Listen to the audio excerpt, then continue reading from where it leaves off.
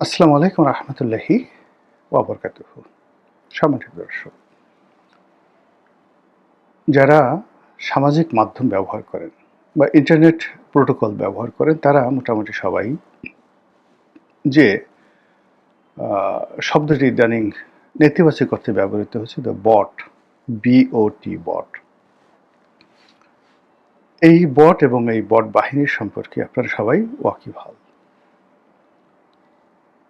এটি আধুনিক প্রযুক্তির এআই, আর্টিফিশিয়াল ইন্টেলিজেন্স বা প্রযুক্তির একটি শাখা। তো এই বট সফটওয়্যার ব্যবহার করে প্রতিপক্ষকে ঘায়েল করা এবং প্রতিপক্ষকে অবদমিত করা, অপপ্রচার চালানো কিংবা প্রচার চালানো, ইতিবাচক এবং নেতিবাচক। এটা এটা ম্যাথমেটিক্যাল যে টার্ম রয়েছে, জ্যামিতিক যে টার্ম রয়েছে, সেই জ্যামিতিক টার্ম অনুযায়ী এই প্রচার এবং প্রোপাগান্ডা ইন্টারনেটের মাধ্যমে চালানো সম্ভব। এই যে প্রযুক্তিটি, এরকম একটা প্রযুক্তি বাংলাদেশে আসতে পারে, থাকতে পারে বা এটি করতে পারে, এটা আমরা আওয়ামী লীগ জমানাতে দেখে আসছি যে এই বট প্রযুক্তি ব্যবহার করে সরকারকে নাস্তানাবুদ, যেমন ধরুন শেখ হাসিনাকে একটি গালাগাল দেওয়া হলো বা তাকে মাগি বলা হলো, খানকি বলা হলো, বেশ্যা বলা হলো, কথার কথা। এখন ধরুন সিঙ্গেল একজন একটা কথা বললো, শেখ হাসিনা একজন একটা প্রশংসা করলো, the mother of the east, গণতন্ত্রের মানুষকন্যা, আর সঙ্গে সঙ্গে নিচে এসে যে কোনো একটা ফেসবুক আইডি থেকে বলা হলো ও একটা খানকি মাগি। এখন ঠিক সেম বক্তব্যটি আরও 1000 সেই আইডি থেকে এসে তারা ওই একই কমেন্ট করে গেল। তো এই যে কাজটি, এই কাজটি করে একটা রোবোটিক প্রযুক্তি, যে প্রযুক্তিকে বলা হয় বট। বাংলাদেশের রাজনীতিতে বিরোধী দলকে অপদস্থ, অপমান করা, কোনো ব্যক্তির ক্যারেক্টার অ্যাসাসিনেশন করার জন্য এই প্রযুক্তি এখন সবাই ব্যবহার করছে। বিএনপি করছে, আওয়ামী লীগ করছে, জামাত করছে। কিন্তু এই প্রযুক্তিকে একেবারে ব্যবহার করে বাংলাদেশ এটাকে অনেকটা শিল্পের মর্যাদা নিয়ে গেছে জামাত। তাদের বাঁশের কেল্লা, তাদের আরও বিভিন্ন রকম যে পেজগুলো ছিল, এইগুলো ব্যবহার করে এবং এইগুলোর মাধ্যমে হয়তো দেখা গেল তাদের 200 বা 300 বা 400 এরকম সাইবার ওয়ার্কার বা কর্মী তাদের ছিল। এই 200, 300 বা 400 এদের এক একজনের অধীন 400, 500, 600 আইডি দিয়ে তারা এই কাজটি অনবরত আওয়ামী লীগের বিভিন্ন নেতা, কর্মী, সরকারের কর্তা ব্যক্তি কিংবা আওয়ামী লীগের বিরুদ্ধে যে কোনো একটা গুজব ছড়ানো, এই কাজগুলো এই বট বাহিনীর মাধ্যমে জামাত করেছে বলে সবার একটা অভিযোগ। আর জামাত এই ব্যাপারে তেমন কিছু না বললেও এই ইন্টারনেট জগতে যে তাদের আধিপত্য, তারা যে কোনো একটা স্ট্যাটাস দেওয়ার সঙ্গে সঙ্গে মুহূর্তের মধ্যে মিলিয়ন ভিউ হয়ে যাচ্ছে। তারপর সেখানে 3-4 লাখ, 5 লাখ লাইক পড়ে যাচ্ছে। সেখানে আহমদুল্লাহ কিংবা ধরুন আজাহারিদের মতো জামাত মাইন্ডের যে সকল মহাপুরুষ রয়েছে, তারা যদি বলে খেলাম, পড়লাম, ঘুমালাম, তারা যদি বলে আলহামদুলিল্লাহ, সুবহানাল্লাহ, তারা যদি বলেন যে কোনো জিনিস বলেন, সঙ্গে সঙ্গে উইদিন 5 মিনিটের মধ্যে আপনি দেখবেন 3-4 লাখ লাইক এবং কমেন্ট চলে এসছে। এটা যেটিকে বলা হয় সাধারণ যে অ্যালগোরিদম, সেই সাধারণ অ্যালগোরিদমে এটি সম্ভব না। এই কাজটি জামাতের যারা বট বাহিনী, সেই বট বাহিনী তারা এই কাজটি করে মূলত তাদের লোকজন যে এত জনপ্রিয় এই জিনিসটি প্রমাণ করার জন্য। তো এটা আমাদের যে সামাজিক মাধ্যমে এই বিষয়গুলো, মানে আমার কত ফলোয়ার আছে, আমার কত লাইক আছে, কত কমেন্ট আছে, এবং সেটার উপর ভিত্তি করে অনেকগুলো মানুষের যে আত্মবিশ্বাস, কর্মকাণ্ড, এটা এখন একটা রোগ এবং ব্যাধিতে পরিণত হয়েছে। সজীব ওয়াজেদ জয়, তারেক রহমান, শেখ হাসিনা, ডক্টর শফিকুর রহমান, অন্যান্য যে সকল রাজনৈতিক নেতৃবৃন্দ রয়েছেন তারা সবাই একে অপরের সঙ্গে প্রতিযোগিতা করে তাদের কার কত ফলোয়ার, কার কত ফ্যান, তার কোন বক্তব্য লোকজন কিভাবে গ্রহণ করে, এটি পারস্পরিক এই প্রতিযোগিতা করার জন্য প্রায় সবাই এখন এই প্রযুক্তি, বট যে প্রযুক্তি, সেই বট প্রযুক্তি ব্যবহার করছেন। আর এই বট প্রযুক্তিটা পরিচালিত করার জন্য দলগতভাবে এখন সবাই ফান্ডিং করছে। আওয়ামী লীগের লোকজন এখন এই বট প্রযুক্তি ব্যবহার করছে।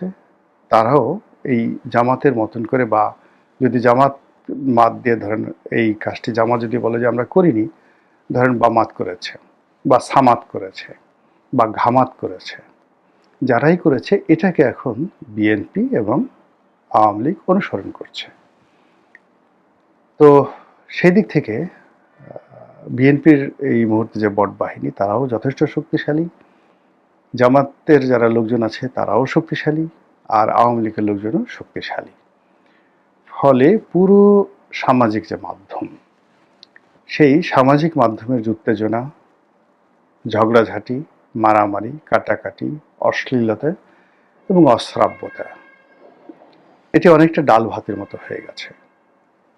এবং সেই ডাল ভাতের কবলে পড়ে আমাদের তরুণ সমাজ, আমাদের বিভিন্ন শ্রেণী পেশার মানুষ, তাদের যে দীর্ঘদিনের যে স্বাভাবিক মানব ধর্ম রয়েছে, হিউম্যান কোয়ালিটি অ্যান্ড ক্যারেক্টারিস্টিক্স রয়েছে, হিউম্যান থিঙ্কিং রয়েছে, হিউম্যান বিহেভিয়ার রয়েছে, এই সব কিছুর মধ্যে পশুত্ব চলে এসছে, অশ্রাব্যতা চলে এসছে, অসভ্যতামি চলে এসছে, যেটি বড় বড় অপরাধ সংগঠিত করাচ্ছে।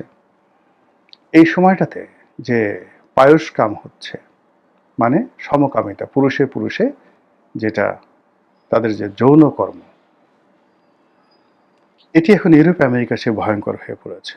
ইউরোপ আমেরিকাতে যৌনকর্ম হয় পুরুষে পুরুষে, নারীতে নারীতে, যেটিকে লেসবিয়ান বলা হয়, বা যেটাকে সেই নারীদের নারীদের যে লেসবিয়ান বা পুরুষদের মধ্যে যেটিকে বলা হয় গে, এটার একটা সিস্টেমেটিক নিয়মতান্ত্রিক পদ্ধতি রয়েছে। কিন্তু ধর্ষণের মতো ঘটনা, পুরুষ ধর্ষণ, নারী ধর্ষণ, এটি কম হয় সেখানে। কিন্তু বাংলাদেশে এই জিনিসটা বেশি হচ্ছে ইদানিং।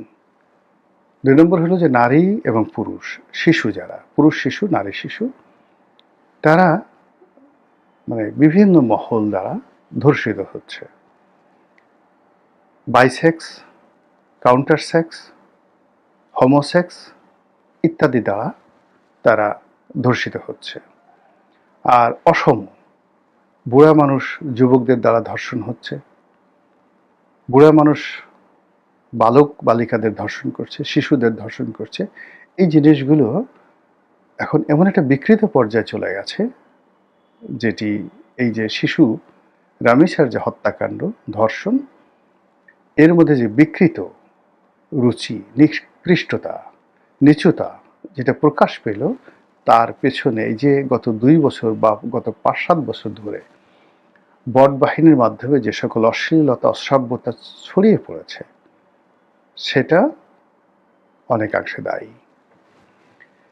এখন আপনি একজন মন্ত্রীকে, প্রধানমন্ত্রীকে, স্বরাষ্ট্রমন্ত্রীকে সপরিবারে অপদস্থ করতে চান, বট বাহিনী করে দিচ্ছে। আপনি এআই প্রযুক্তি ব্যবহার করে যে কোনো মানুষের কণ্ঠস্বর নকল করে হুবহু তার মুখ দিয়ে কোনো কথা বলাতে চান, তার বিশেষ অঙ্গ, তার যৌনাঙ্গ আপনি প্রকাশ করতে চান, তাকে উলঙ্গ করে ঘোরাতে চান, তার যে কোনো যেটাকে বলা হয় ব্লু ফিল্ম বানিয়ে, তার ব্লু ফিল্ম বানিয়ে আপনি প্রচার করতে চান, এটা হুবহু, খুব বেশি আপনার ইন্টেলেকচুয়াল বা আর্টিফিশিয়াল ইন্টেলিজেন্স সম্পর্কে আপনার ধারণা না থাকলে আপনি কনফিউজড হয়ে যাবেন। এমনভাবে এই প্রযুক্তি এখন সব কিছু করছে, এবং এটি এখন বাংলাদেশে মহামারী আকার ধারণ করেছে। আপনারা জানেন যে ইতিমধ্যে বেশ কয়েকজন গ্রেপ্তার হয়েছেন, যারা জনাব সালাউদ্দিন মানে স্বরাষ্ট্রমন্ত্রী এবং তার পরিবার নিয়ে, বিশেষ করে তার কন্যাকে নিয়ে যে সকল কটূক্তি করেছে, যে সকল অন্যায় করেছে, তার প্রেক্ষিতে কয়েকজন ধরা পড়েছে। এর মধ্যে ছাত্রদলের যারা লোকজন আছে তারাও ধরা পড়েছে। প্রধানমন্ত্রী এবং তার পরিবার, তার কন্যা, তাদেরকে নিয়ে নানা রকম যে অশ্লীলতা, অশ্রাব্যতা, অপপ্রচার, এবং এআই নির্মিত বিভিন্ন ভিডিও যেভাবে ছড়ানো হয়েছে, এটি এই মুহূর্তে অন্য কোনো অসভ্য দুনিয়াতেও নেই, সভ্য দুনিয়ার কথা বাদ। কাজে এটা সরকারকে বিব্রত করছে, যারা রাষ্ট্র পরিচালনা করছে তাদেরকে হতোদ্যম করে ফেলছে। তারা এই প্রযুক্তির বিরুদ্ধে লড়াই করতে চাচ্ছে। আপনারা জানেন যে কোনো প্রযুক্তি আমাদের দেশে এই মুহূর্তে যেগুলো চালু আছে এগুলো ইউরোপ আমেরিকাতে অনেক আগেই তৈরি হয়েছে। যেভাবে ভাইরাস যখন তৈরি হয়, একটি প্রোগ্রামকে ক্র্যাশ করার জন্য ভাইরাস তৈরি হয়, আবার সেটার জন্য অ্যান্টিভাইরাসও তৈরি করা হয়। কাজে এই যে বট বাহিনী বা বট যে প্রযুক্তিটি আমরা ব্যবহার করছি অপর পক্ষকে হেনস্থা করার জন্য, কিংবা ধরুন কারো কল রেকর্ড নকল করার জন্য, কারো টেলিফোন ওয়েবসাইট হ্যাক করার জন্য, আবার এই প্রযুক্তি কারাই কাজগুলো করেছে এগুলো ধরার জন্য কিন্তু নানা রকম প্রযুক্তি পশ্চিমা দুনিয়া তৈরি করে রেখেছে এবং এটা তাদের একটা ব্যবসা। আমাদের দেশে শেখ হাসিনার জামানাতে ইসরায়েলি বেশ কয়েকটি সফটওয়্যার আমদানি করা হয়েছিল মানুষের কল রেকর্ড করার জন্য এবং এআই প্রযুক্তি দ্বারা মানুষের যে চলাফেরা, বিশেষ করে রাজনৈতিক যারা নেতৃবৃন্দ রয়েছেন তাদের চলাফেরা শনাক্ত করার জন্য। এবং সেটা এখনো বন্ধ আছে বা সেটা ব্যবহার করা হচ্ছে না, এটা কিন্তু কেউ বলছে না। কাজেই যারা এই বট অ্যাকাউন্টগুলো পরিচালনা করছেন তাদেরকে আইনের আওতায় বা তাদেরকে গোয়েন্দার নজরদারিতে আনার জন্য সরকারের হাতে যথেষ্ট প্রযুক্তি রয়েছে এবং তারা সেই কাজটি শুরু করে দিয়েছে। এখানে উদাহরণ হিসেবে আমি পেন্টাগনের নাম বলেছি, উদাহরণ হিসেবে আমি এফবিআইয়ের নাম বলেছি।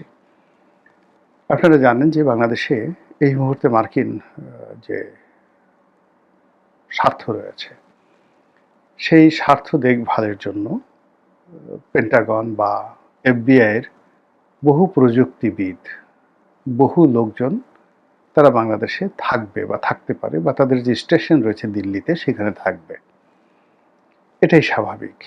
এর কারণ হলো এই যে প্রযুক্তি, এখানে যারা এই মুহূর্তে প্রধানমন্ত্রীকে বা স্বরাষ্ট্রমন্ত্রীকে বা তাদের রাজনৈতিক প্রতিপক্ষকে হেনস্থা করার জন্য যে প্রযুক্তিটি ব্যবহার করছে, আগামী দিনে এই প্রযুক্তিটি যে আমেরিকার বিরুদ্ধে ব্যবহার করা হবে না, এই প্রযুক্তি যে যাকে বলা হয় পেন্টাগনের বিরুদ্ধে ব্যবহার করা হবে না, এটা কিন্তু বলা যাচ্ছে না। তো সেই দিক থেকে যেটা হচ্ছে যে সরকারের সঙ্গে আপনারা জানেন যে এই সরকার যখন ক্ষমতায় ছিল ইতিপূর্বে, যখন 21 আগস্ট গ্রেনেড হামলা হলো বিএনপির আগের জমানাতে, তখন এই 21 আগস্টের গ্রেনেড হামলা তদারক করার জন্য এফবিআইয়ের যে বিশেষজ্ঞ দল তারা ঢাকাতে এসেছিল বেশ কয়েকবার। এর বাইরে আমাদের সরকারের সঙ্গে বিভিন্নভাবে পারস্পরিক যে প্রযুক্তির বিনিময়, একে অপরকে টেকনিক্যালি সাহায্য সহযোগিতা করার জন্য আমেরিকার যে সকল খুব ইফেক্টিভ প্রতিষ্ঠান রয়েছে, পেন্টাগন আছে, এফবিআই আছে, তাদের সঙ্গে প্রায়ই এই প্রযুক্তিগত সাহায্য সহযোগিতা বিনিময় হয়, তথ্য বিনিময় হয়। তো সেক্ষেত্রে এই যে বট বাহিনী, যে বট বাহিনীকে অনেকে জামাতি বট বাহিনী বলার চেষ্টা করছেন, তাদেরকে দমন করার জন্য, তাদের বিরুদ্ধে ব্যবস্থা নেওয়ার জন্য, তাদেরকে আইনের আওতায় আনার জন্য, অকাট্য তথ্য এবং উপাত্ত সংগ্রহ করার জন্য সরকার যদি, আমি আবার বলছি, সরকার যদি মার্কিন সরকারের সাহায্য চায়, আরও যদি বলি ডিপ স্টেটের সহযোগিতা চায়, তাহলে মার্কিন সরকার এই মুহূর্তে যে সহযোগিতার হাত বাড়াবেন যে দুটি প্রতিষ্ঠানের মধ্যে, সেই দুটি প্রতিষ্ঠানের একটি হলো পেন্টাগন আর একটি হলো এফবিআই। আমার বক্তব্য হলো যে কোনো ফর্মই হোক না কেন, এই দুটি প্রতিষ্ঠান যদি একবার বাংলাদেশে অনুপ্রবেশ করে বট ধরার জন্য, বট বাহিনী ধরার জন্য, তাহলে তারা কেবলমাত্র এই বটের মধ্যেই সীমাবদ্ধ থাকবে না, তারা বট ধরতে এসে অনেককেই কট করে ফেলবে। দেশের অনেক স্বার্থ, অনেক গোপনীয় বিষয়, অনেকগুলো জিনিস তাদের হাতে চলে যাবে। কাজেই এটি আমাদের জন্য শোভনীয় নয়, এটি আমাদের জন্য নিরাপদ নয়, এটি দেশপ্রেমের পরিচালক বা পরিচায়ক নয়। কাজে আমি অনুরোধ করব সবাইকে যে প্রকাশ্যে আসুন, রাজপথে আসুন, এমনকি সামাজিক প্ল্যাটফর্মে নিজের অবস্থান থেকে আপনার প্রতিবাদ আপনি জানান, আপনার মতো করে জানান। ইভেন আপনি যদি গালাগালি করতে চান সেটা করুন, কিন্তু পরিচয় গোপন করে বটের মাধ্যমে যে কাজগুলো করছেন, এতে করে দেশের ক্ষতি হচ্ছে, সরকারের ক্ষতি হচ্ছে, আপনার নিজের ক্ষতি হচ্ছে এবং আমরা জাতিগতভাবে সবাই ক্ষতিগ্রস্ত হচ্ছি। মহান আল্লাহ আমাদের সবাইকে হেদায়েত দান করুন এবং হেফাজত করুন। আসসালামু আলাইকুম ওয়া রাহমাতুল্লাহি ওয়া বারাকাতুহু।